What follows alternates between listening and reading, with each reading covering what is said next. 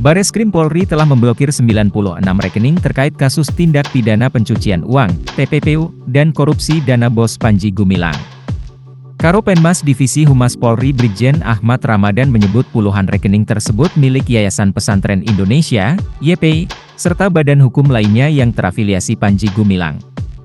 Penyidik telah mengirimkan surat blokir terhadap 96 rekening YPI, rekening badan hukum terafiliasi saudara PG lainnya, ujarnya dalam konferensi pers, Selasa, 29 Agustus 2023. Selain itu, Ramadan mengatakan pihaknya juga menyelidiki aset milik Panji Gumilang beserta keluarganya.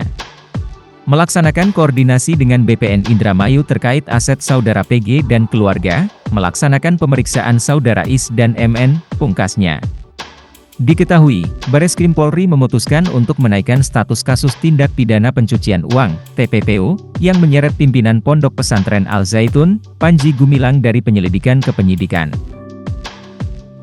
Hal itu ditetapkan dari gelar perkara yang dilakukan dan ditemukan adanya unsur pidana dalam kasus tersebut.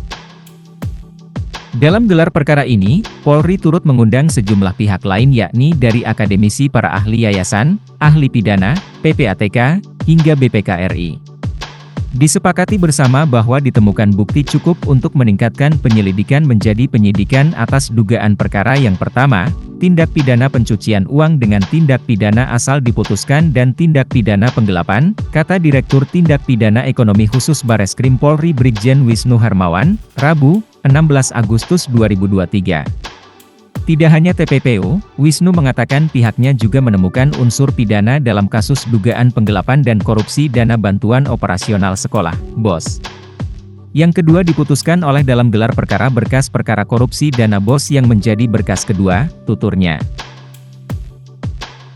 Penyidik juga telah menerapkan pasal yang akan dijeratkan terhadap tersangka yang ditetapkan nanti, yakni, Pasal 3U Nomor 8 Tahun 2020 tentang TPPU, Pasal 70 Yungto Pasal 5 UU Nomor 16 Tahun 2021, Pasal 372 KUHP, dan Pasal 2 UU Tipikor dengan ancaman maksimal 20 tahun penjara. Namun, hingga kini status Panji Gumilang dalam perkara ini belum ditetapkan sebagai tersangka. Panji sendiri telah ditetapkan sebagai tersangka dalam kasus penistaan agama setelah diperiksa selama 4 jam di Bareskrim Polri.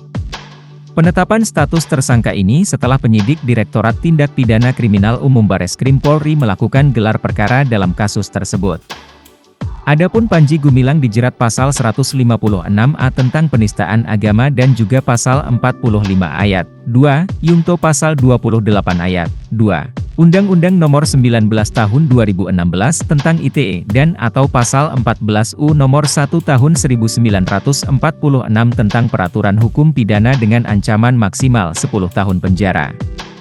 Penyidik sendiri saat ini telah melakukan penahanan terhadap Panji Gumilang di rumah tahanan, Rutan, Bareskrim Polri.